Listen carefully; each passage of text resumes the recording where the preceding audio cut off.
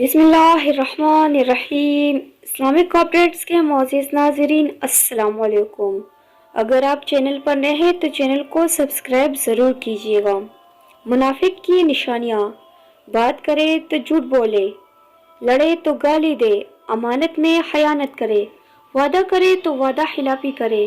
منافق پر فجر اور عشاء کی نماز بہت بھاری ہوتی ہے، یعنی بہت مشکل سے پڑھتا ہے۔